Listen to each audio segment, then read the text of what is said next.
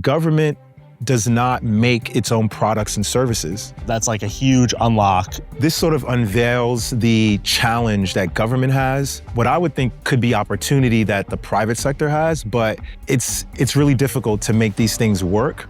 Today, I'm super excited to welcome Su of Dollaride, and we're going to talk about mobility, we're going to talk about public-private partnership, unique methods of funding, we're going to talk about a whole lot. But Su, first of all, a round of applause for you. Welcome. And let's start maybe with the basics so that everything else we get into and nerd out about, is established. Give us the, 5 to 15 sentence version. What is Dollaride? Sure. Well, Dollaride is a mobility company that develops clean transportation projects in low-income or disadvantaged communities. And the focus of our work and our projects are to provide affordable, accessible transportation, particularly in places that are underserved by public transit. How does that look? I can imagine a lot of different ways in which underserved communities could be helped in transit. What are some of the form factors that manifests in? Sure. So, and some of this actually tracks Dollaride's history as a company. One form factor would be our company, or really any other, actually providing a transportation service in that community. So for a couple of years, we ran shuttle services in Jamaica, Queens, Flatbush, Brooklyn. We actually have a couple that are running right now in the Bronx.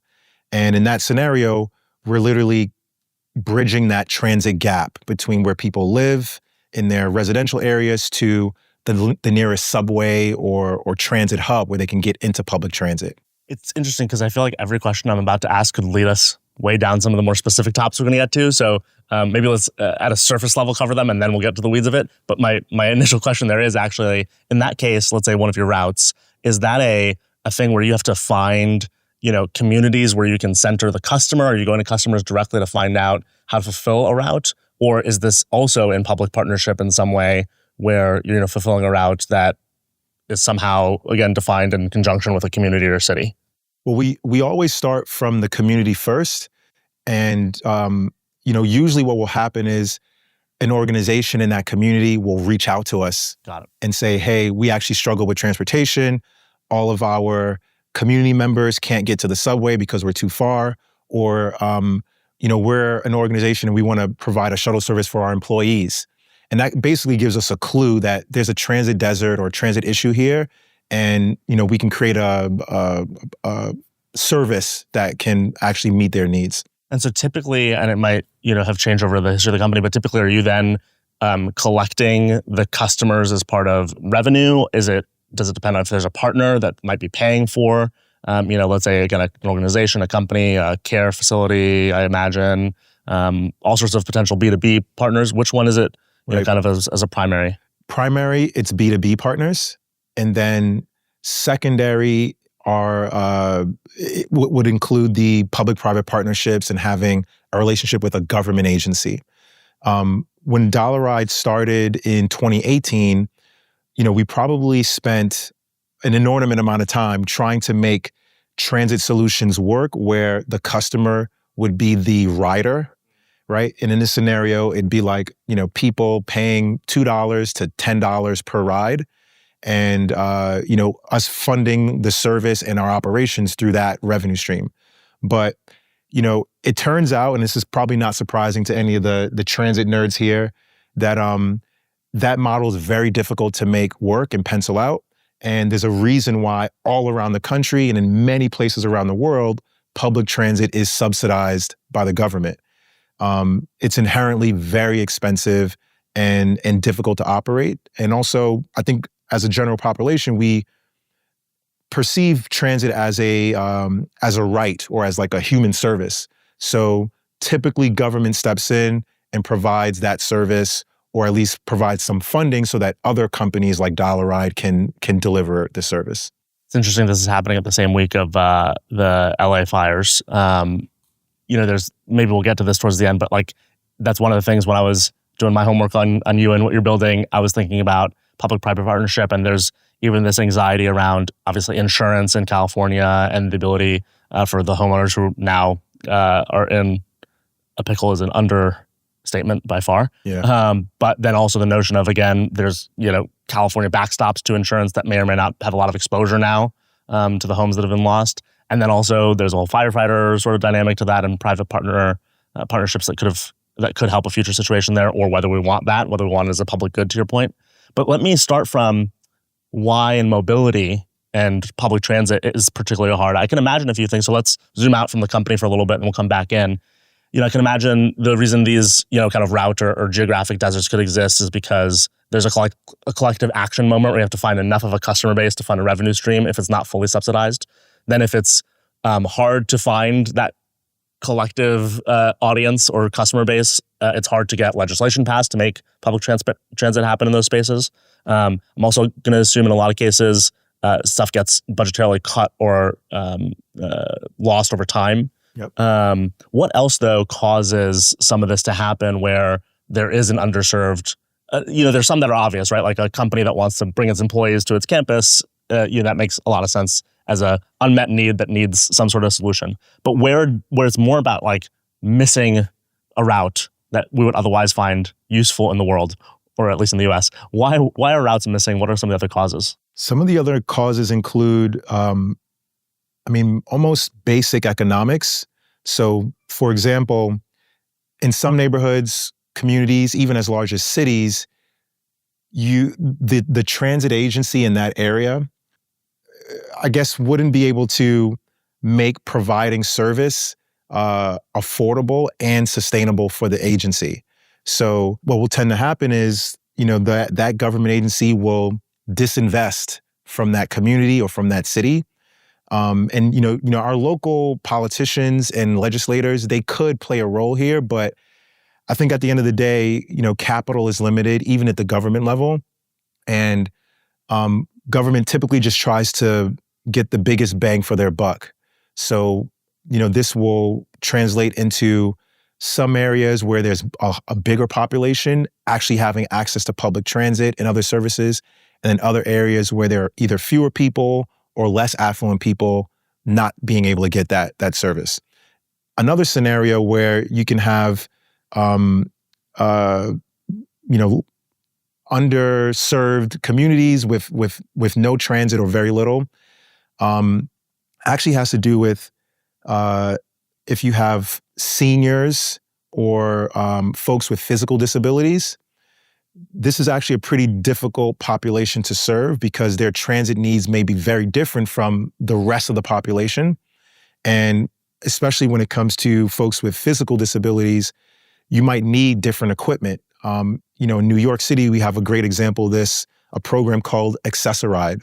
And some of you might have seen this around the city, these white and blue vans, they have blue stripes. They're operating all around the city, but it's basically like a secondary transit system that is funded by the MTA. And those blue and white vans are actually operated by small business owners around the city. Mom and pop companies, they have a contract with the MTA to provide service, but basically the MTA is required to create this secondary service, through federal law. It's called the ADA or the American Disability Act. They have to provide this other service that ensures that people with physical disabilities can get into public transit. Right. So at the end of the day, we have these silos and situations where transit access is really difficult to provide. And, in the best case scenario, maybe the local government agency can provide an alternative service like Accessoride. But in the worst case scenario, you'll see things like bus routes getting cut or communities going years or decades without a bus service at all. There's two things about that. One is that I think we'll get to when we get more into the business, which is like, I think now you're servicing some of these smaller fleets or private transit companies that you're talking about that might have these government contracts. I'm super curious about that. Before we get to that, I'm curious about what else communities do before solutions come. So I grew up in Fort Lee, New Jersey, which is right across the GWB from Manhattan, for those who don't know. And there's two interesting elements of when I grew up, things we did to get around that I'm curious, are these the things that you see communities do? One, and how they play economically or even from regulatory landscape. One is we had these kind of dollar buses that would take us across the bridge I'm going to be honest. I think we'll even keep this in the cut. When I was growing up, we called them the Mexican bus. It's mostly Mexicans, both driving and taking as passengers. But we as high school students wanted to come to the city. We're like, hey, let's take the Mexican bus. That's the cheaper bus. It's $1.25 to get across the bridge versus NJ Transit being $4.25, I think, at the time. So that's one type of consequence or manifestation of there's a lot of traffic. There's public transit available, but there's a lot of traffic and a lot of traffic that wants to get over the bridge cheaply. Right. So that's one sort of thing that I'm curious about, like how does that work economically and as it relates to government intervention or not into routes. The other is to get across the bridge is a big toll. I don't remember how many dollars, but it's like a significant amount for a driver unless they're carpooling.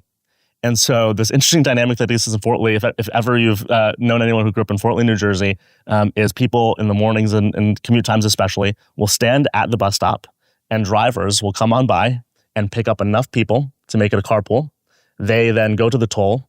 What the driver gets is a discount. So they're getting like $6 off or whatever for being a carpool car at the toll. And then what the riders get is a free ride right across the bridge. And they're dropped off at the subway station across the way. So those are two things. I'll just put it out there. I'm just curious to hear, like, how do these fit into the landscape of, what is this usually what communities kind of resort to is, off-the-shelf solution. The second one aside, that's obviously illegal, but the government kind of looks away. The first one are those other buses that serve as like alternative routes to a city route, sanctioned typically by local governments. How does all that play out at a grander scale? Yeah, this is so fascinating. This is like some of the fun part of my work and where I really geek out.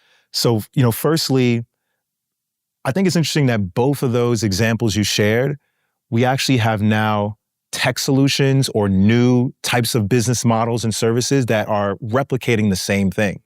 The idea of like van pooling, to cover some cost, but basically strangers getting into another person's car. So it sounds a lot like Uber, Lyft, and Uber Pool and Lyft Line, right? And then with the former, you and the I guess the kids in your town, you guys call it the Mexican bus. When I was growing up, that same exact service we called the Spanish bus. And it was exactly the same thing. People coming over the George Washington Bridge from New Jersey to get into Midtown Manhattan.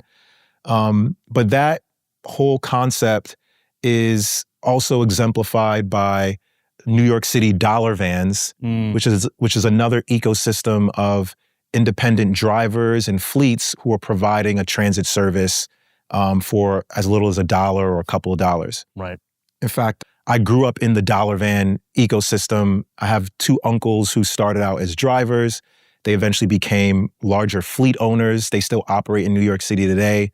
And, this is a phenomenon that exists all around the country, but even more so outside of the U.S. Right. Where in Nigeria, dollar vans are called Danfo buses. Throughout South America, they're referred to as colectivos and peceros. In the Philippines, they're referred to as jeepneys. So, for the transit nerds like myself, we refer to this as the informal transit economy or popular transit, actually. That's another term. But basically what's going on is local entrepreneurial people are realizing that they can make money by serving a need that is right in front of their face. People need to get over the bridge or get from their local neighborhood to the downtown area.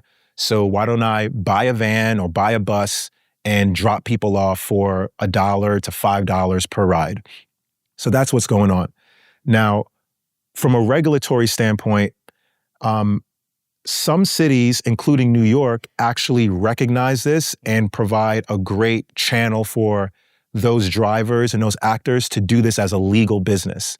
So I have to applaud and commend New York City government, the state, because it took some time. It probably took a couple of decades before they realized that this is adding. This is additive. It's accretive to transit access.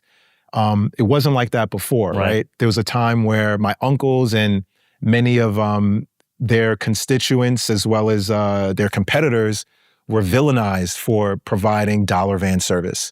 And they, went through a lot of shit for this. They were getting arrested. They were getting ticketed all the time. It was also as an industry that was like underground, met with a lot of, how can I say this? It was very dangerous, right? Right. A driver would be earning $300 to $1,000 a day in cash. So they're now subject to theft and robbery. So, commend government for recognizing that these are people who are trying to fill a need. Let's create licensing, let's create structure so that they can do this legally. And now we have that structure in New York City today. So the TLC, the Taxi Limousine Commission, recognized this business as commuter van service. And we have hundreds of drivers who are now licensed as commuter vans. And then there's a network of fleet owners, including my uncles, and folks like Hector Ricketts, Leroy Morrison, who for decades now own dozens of vehicles and are employing drivers to provide service in Brooklyn, Queens, and the Bronx. So long story short, I think New York City probably is the furthest along than any other city in the country in terms of legalizing these informal transit services. But New York still has a long way to go, and the rest of the country has an even longer way to go to legitimizing these industries and ensuring that they're safe to the public, but also providing the types of resources and infrastructure to ensure that the drivers and fleet owners are making a livable wage.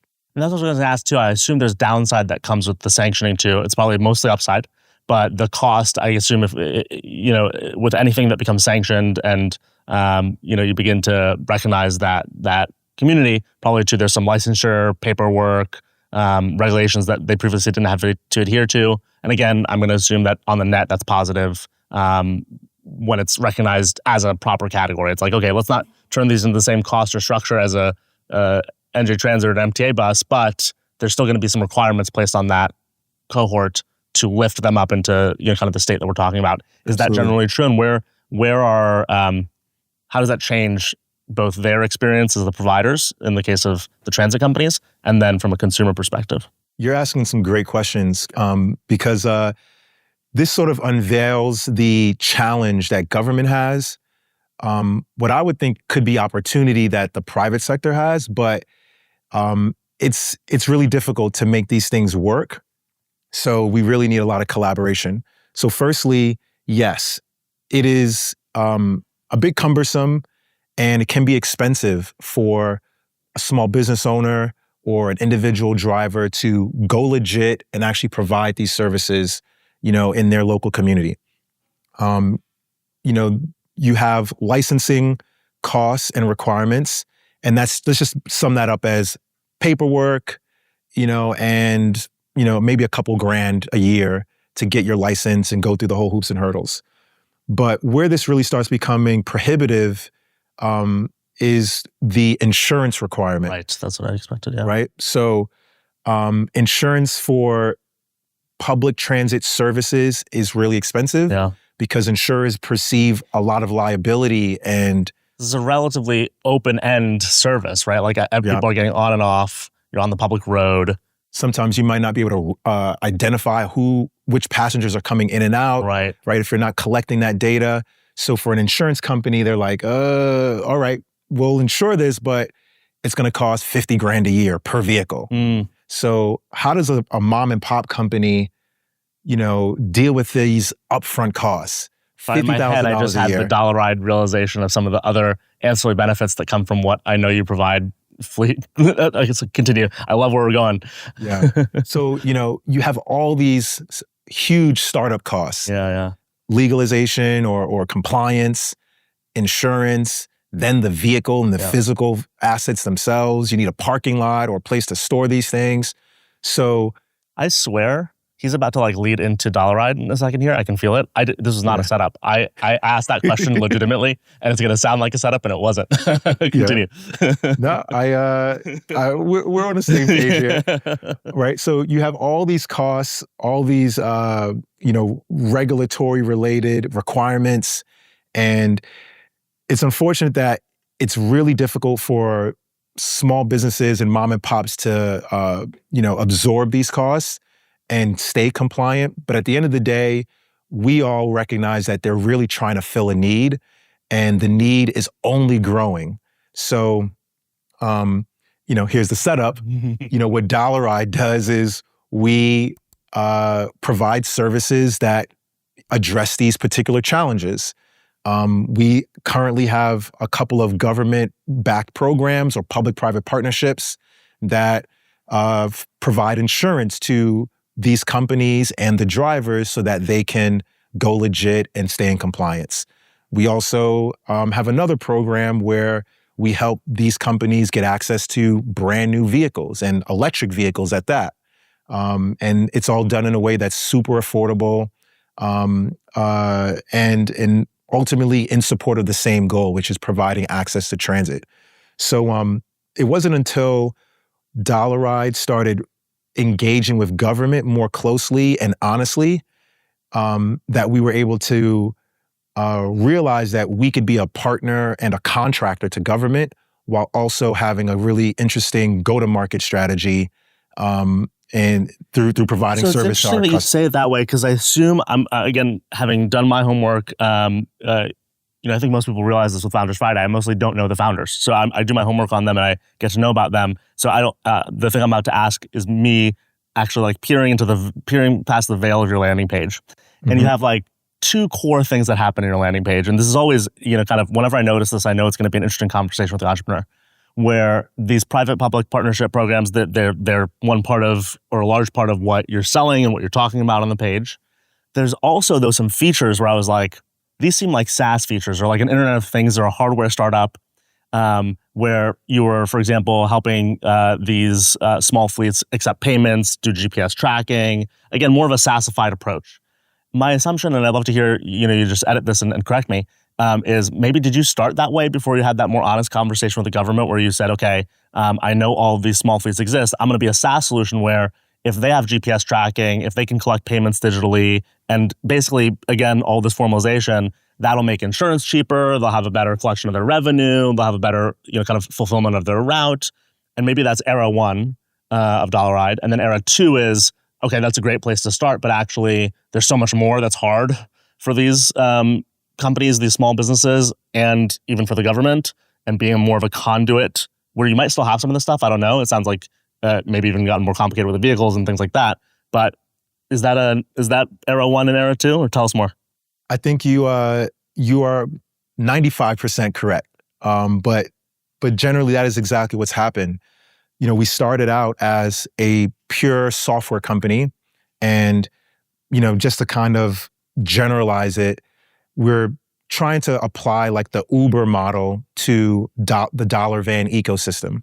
We didn't want to own any vehicles. We didn't want to employ any drivers. We just wanted to provide the software and the back end support that would allow these drivers to collect payments digitally, spin up new routes, and provide service to their customers, which would be the riders. So much easier at that point also to finance and insure those businesses like this once all that data is being collected by them. Correct. And that assumption is still true. And how Dollaride makes money, we sell these software-based solutions and we earn money from that. But even when doing that, we realized we weren't having as much impact as we thought we would. It wasn't really moving the needle. We weren't able to grow the market as quickly because it turns out that there are only certain types of fleets that can afford these things, right? And that will see them as valuable considering all the other challenges that they're facing on a day-to-day basis. So, when we're doing customer discovery and talking to our customers more closely or more intently, that was when they were telling us that, well, this product seems great, but I can barely afford insurance right now, or I can't even get insurance. Can you help me solve that? Because if I can get insurance, then I can get all of my drivers back on the road, and then we'll have more revenue to pay for these products that makes sense. We ended up realizing and then, pivoting towards this B2B as well as B2G approach through that customer discovery process. And, understanding that unless we solve these other problems, we ourselves are going to be capped at how we can grow, how large we can become, and then ultimately what type of impact we can have. So for me as a founder, who also has a lot of skin in the game, right? This is part of the family business for me. Like that's how I feel and that's how I perceive it. I was more than willing to do the extra stuff. And now it's just part of our business model and how we work. We have this whole government-focused vertical, and we earn a lot of money doing that. But then our primary customer are fleet owners and drivers, and we earn money by serving them as well. So many interesting things. I want to zoom out a little bit because I think for especially a lot of startup folks in the crowd and early stage founders who might be listening, there's two particular zoom out moments, and then maybe we'll get back to mobility if we have time. But first is fundraising in the VC landscape with a product like this and a company like this. I can imagine it being extraordinarily difficult to find people who recognize this problem, like the physicality of this problem, the infrastructure requirements and the capital requirements of this problem. Most venture capitalists love something that's just like a SaaS thing that they can kind of fund and go, okay, I get it, and you're going to deploy it at scale, and that just means copying and pasting into more and more servers. What was the fundraising journey like in the early days? How's that evolved over time? So in the early days, it was actually really easy because our approach and our model was, we're just going to do what Uber did, but for dollar vans in New York, and then we're going to expand to the jitneys in Miami, and then to the jitneys in South Central LA, and all the other types of dollar vans and jitneys around the country, right? There's probably like a dozen cities where you have this sort of thing. But, like I said earlier, it wasn't really building and growing the type of ecosystem that we thought we were going to create by only providing a software-based solution, right? And although we were making some money, I could tell that, we'd have to have 90% market share to really make this a venture-backable business. So that's where I started seeing the writing on the wall that, this is not going to go where we want it to go, even though we were able to raise maybe like the first $1 million between 2018 and 2020 relatively easily, right? Then the pandemic hit, and that threw everything out of whack. But it also gave us a chance to pause and rethink our whole business model, rethink how can we grow while also leveraging the fuel that the venture capital industry provides.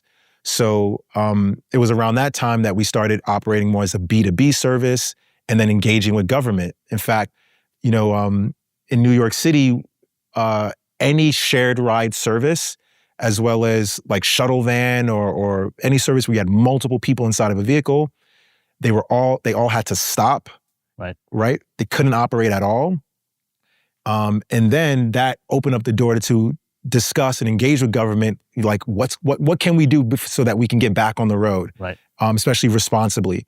So that's where we started unlocking these conversations that helped us establish relationships with government.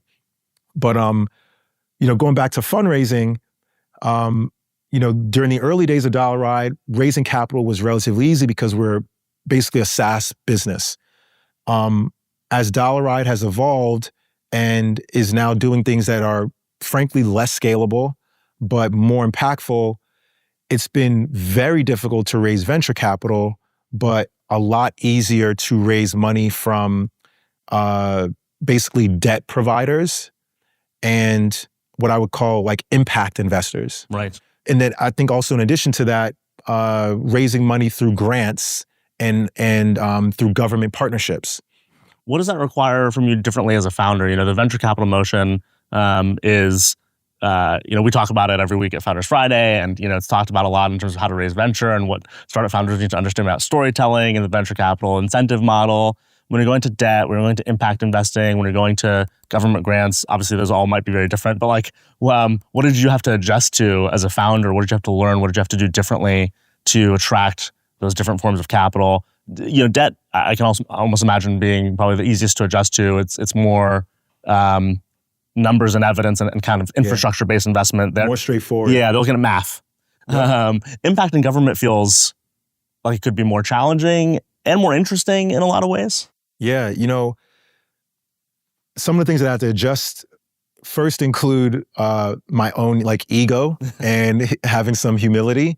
Like I think like many of us have been indoctrinated by venture capital and that VC venture-backed model of building a business.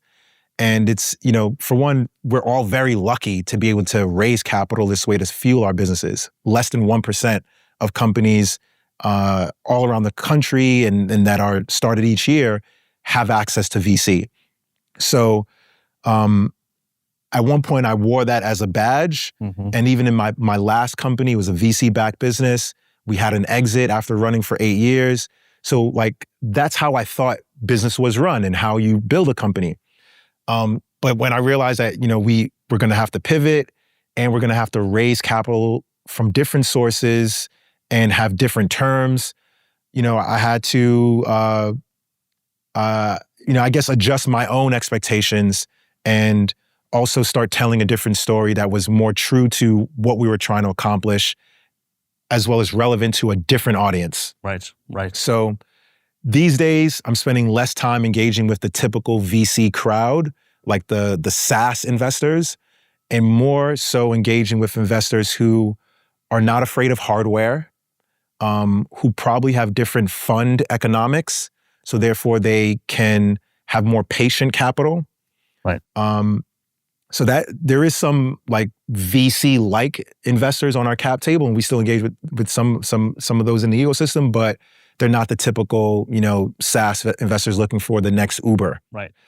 Now, when it comes to the public funding side, which can include grants or responding to RFPs for large contracts, that's a completely different motion. But what's interesting is that I think it's less competitive than, what's happening in VC, where all of us are chasing the same dollars. Yeah, the assumption from an outsider, from like a tech founder, would be, oh man, that's going to be slow, hard, low probability of success, et cetera. But to your point, because of all the things that are hard about it, there's less of a crowd of really competitive people. And especially if you can showcase and sell yourself the right way, there's probably a really receptive audience. Absolutely. I think, the tactics that we use when we're trying to brand our companies and create a bit of a buzz for ourselves that helps us attract VC as well as customers, that type of stuff works really well when you're also trying to create a presence so that government can recognize what you're doing. So, we actually had a lot of inbound leads, first and foremost from government agencies, which is what made me realize that, there's an opportunity here. They recognize what we were doing. But to actually get the bag, to actually, get a contract or to win a grant or what have you, you do have to go through a very different sales motion. So responding to RFPs is, a long sales process. It is difficult. It is relatively competitive, but I do think at the end of the day, it's less competitive than what we all are going through when we're trying to raise VC money. Right. More founders than they'd expect would be good at this. Oh, absolutely. Yeah. I think founders would be very good at it, particularly if, you're a good writer. Right. You can, work with grant writers as well, but basically, respond to an RFP. It takes some skill, but you can figure it out. And I think our ability to also tell stories and to show the relevance and impact of our work through storytelling, but also through numbers, through actual figures, is leaning into our strengths anyway. We end up having to do this when you're raising money from VC at some point. Yeah. And then you've got this other aspect of the business, which is you have programs that you run, through or facilitated by or funded by government.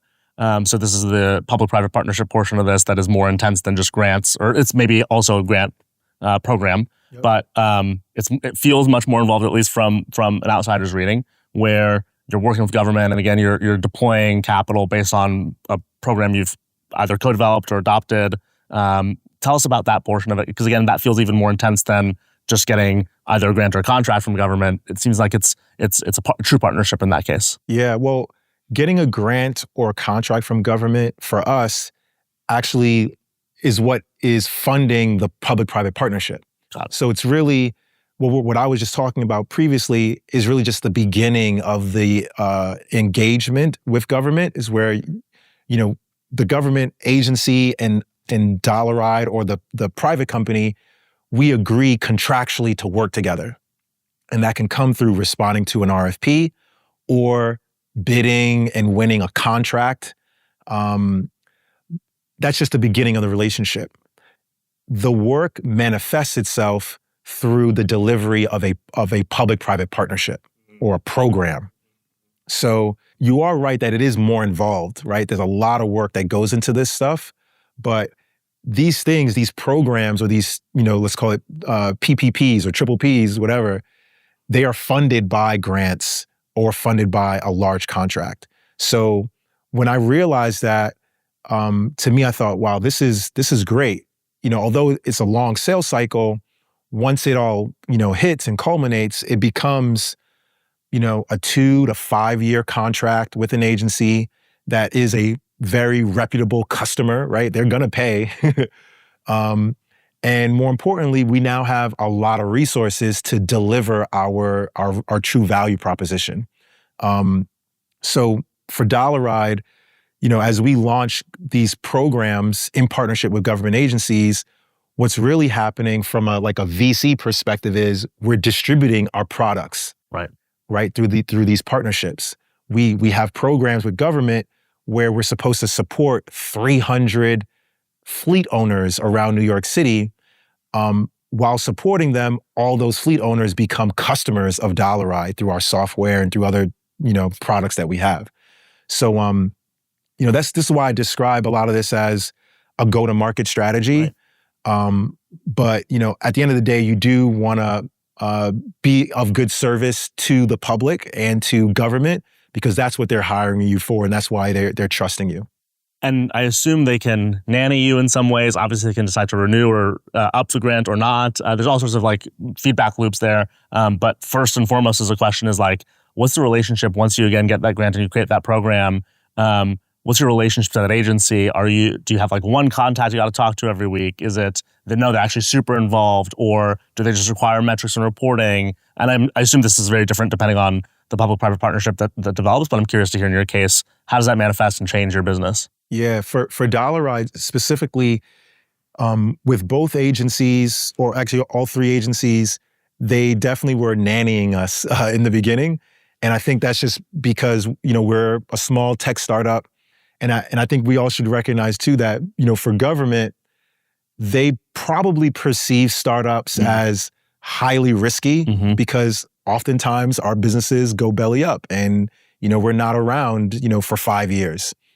Right. Whereas on the other side of the table, these folks are in very stable jobs. At minimum, it's administration based. So they could be in their positions for at least 4 years, sometimes even longer. So they're looking for durability. They're looking for folks who can be consistent, as well as be, good stewards of public dollars. So they generally are risk averse, but I think all around the country also, our governments are recognizing that they have to be better partners with the private sector, and the innovation is really happening at a much faster clip within the startup community. So there's a lot of opportunities out there for startups to work with government, and Dollaride is a good example of this. But once you get through that nannying phase, they start to loosen up a little bit and trust you more. And a good example of this, we're going through a new contracting phase with NYSERDA, which is one of our government partners right now.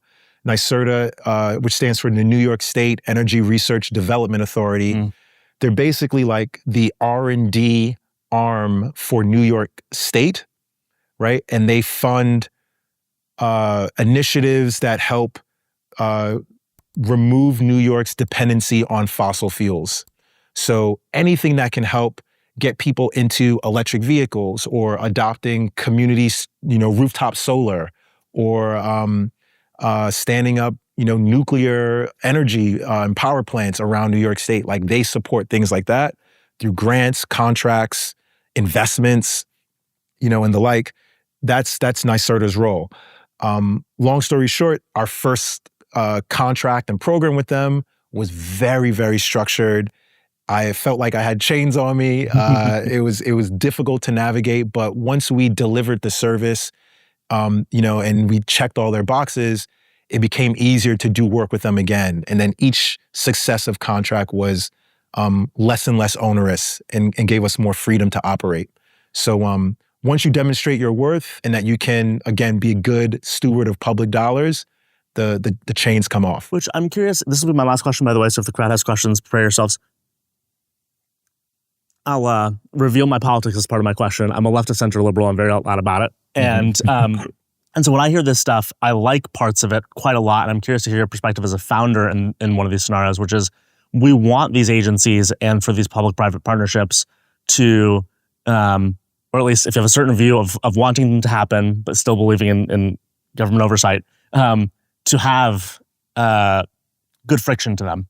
Where if they're going to go into the private sector and partner with private sector businesses and founders, that's good because to our overall point in what's happening in our larger economy, it does turn out for a variety of reasons that right now the private sector is going to innovate far faster than the government ever could. By the same token, however, the ability of the private sector to be greedy, I might have a strong opinion on this, but is also being proven in ways that we've never seen before, both federally and state. Yeah, exactly. and so we want this good friction to exist. And I think it'd be a shame though if venture not realizing this is good. Let me say what I'm saying more directly. There's two versions of the next 4 years where anyone watching this will have a timestamp on it. But this is we have the incoming Trump administration, and I think there's two ways in which Elon can go. He can have 4 years that are good for him and everybody else, capitalistically, where regulations are slashed, agencies' work becomes privatized, and a bunch of businesses benefit for 4 years. But during those 4 years, capitalism, and that will go wrong in a lot of ways. It'll go right in some ways, probably in areas of technological innovation around AI, space, things like that. But transit, food deserts, underserved communities in general being served the proper way will be things that capitalism has never been good at and will not be good at should it be privatized, in my view. And again, I'm putting that out there just to eventually ask a question. So that's one way it could go. The other way it could go, the way I wish it would go, is recognizing that public-private partnership actually increasing would achieve both missions of, let's call it the very capitalistic tech world and the somewhat capitalistic tech world, if I put myself in that bucket, where I would love if these sorts of modes were more championed and proliferated, where there is government oversight, there's an agency partnering in very close proximity with these companies in terms of, hey, there's maybe a first pass that you have to do before you're trusted, or a relationship that needs to be established. But over time, the advantage becomes a lot of private companies, like we see in construction, like we see in insurance, like we see even in these private fleets, that becomes an effective medium for government to innovate and also serve communities where there's an economic arbitrage that they can't figure out. Right. Again, as a founder, how do you think about this as part of a larger picture? What would you say, do you agree with me that we want this second mode? And how do we get more of this rather than cutting of agencies, let's go privatize? Because my worry, by the way, from that first category, for even the people who would benefit from a greedy perspective, I think it'd be good for him for 4 years. Then to those 4 years, it would cause a backlash. And then we'd vote in people who go, all these private contracts going back to government agencies, and we're just going to go between whiplashing. Every 4 years, we're going to go, great, all the contracts going out to private companies. Now let's take them all back because we'll just go between philosophical ideologies of pure capitalism versus paternalistic capitalism. So I don't think it's actually good for the venture community or the private community to embrace this shorter term approach. I'd like to do more of this as a longer term approach. What do you think? Great question.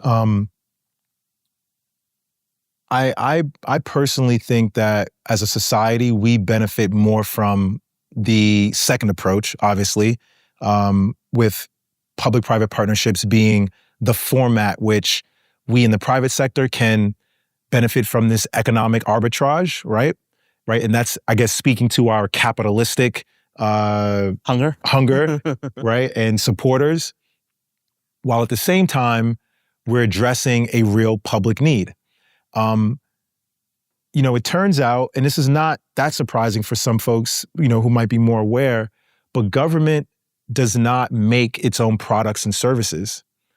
Most of the time, and by most I mean like more than 80% of the time, government is working with someone else in the private sector to deliver products and services. The people that we elect, the people who work at government agencies, they are not manufacturing things, or they are not the ones out in the street actually doing the casework. Like these things get outsourced to someone else. Contracted, yeah. Right? So this is how government has worked for a very long time, no matter if we have a Republican or a Democratic president and an administration. However, where this does become a little bit more challenging or tricky is regulation. Because you have different government agencies that are more of the watchdogs and the regulators versus the ones who are delivering human services. Right. So what I see is that with this new incoming administration, they're going to want to release the pressure from that regulatory valve. And that could be good for some folks. But if we're not vigilant and if we don't care enough, it could have long-term unintended consequences. But, I do think generally we're moving in the right direction where there is a public-private partnership propensity and acknowledgement on both sides that we should be working together. And I would love for the VC community to be more open to that and to figure out how that can play into their fund economics, because it's a great moat. Yeah, it's a fantastic moat. Yeah. So, and the hard part, I guess, is at the end of the day, to your point about the whole watchdog thing, there's like a triangle of impact. It's like what the private sector wants to do, what written regulations enforce, and what a watchdog or a provider can do. In other words, I guess the problem that makes this really hard, even if we all want the same thing, is, as an example, a lot of people right now want there to be less agencies because agencies kind of do what an administration wants or a set of laws wants. And that can feel either outdated sometimes or subjective sometimes. So it's like, okay, if an agency is going to decide they're anti-crypto during some administration, pro-crypto during others, that doesn't feel good to the private sector. Again, it could be a fintech that feels that pressure. It could be a health tech that feels that pressure of like the agency has a little bit too much leeway. But then we don't want too much written regulation because that can make it feel outdated. And so it's like, in my head, I'm like, do we want more actual watchdogs, but less regulation that's written? But then that's going to feel subjective. Okay, do we go back to regulation that's going to feel outdated? And that's the hard problem to solve, I guess. Yeah, I try to think and trust that our governmental system and way of doing work and delivering service to the public is structured in a way where it's supposed to oscillate. Right. And kind of change over time and accommodate what the society needs, as well as deal with these, these like conflicting interests and objectives. Yeah. The fact that we have to re-elect a president, our local Congress people, government officials on many levels, that gives us a chance to right the wrongs of the recent past. And it's basically the iteration, right, of our policies, our laws, and how we deliver service from a government level. Oh. So if you trust in that system, then you have to believe that over time we'll get it right. Right. But there's going to be some friction right along the way. Just like in building a startup, we are iterating on our product, we're iterating on our sales motion. It's just that we do it a lot faster, right? And the stakes aren't as high. Well, we set up a government that's supposed to, in a lot of ways, move slow. And I think sometimes we forget that. Yeah. So this has been a fantastic conversation. I've loved what we've learned here today, both about startups, but also just this whole idea of the public-private partnership. Thank you for sharing. Thank you for having me.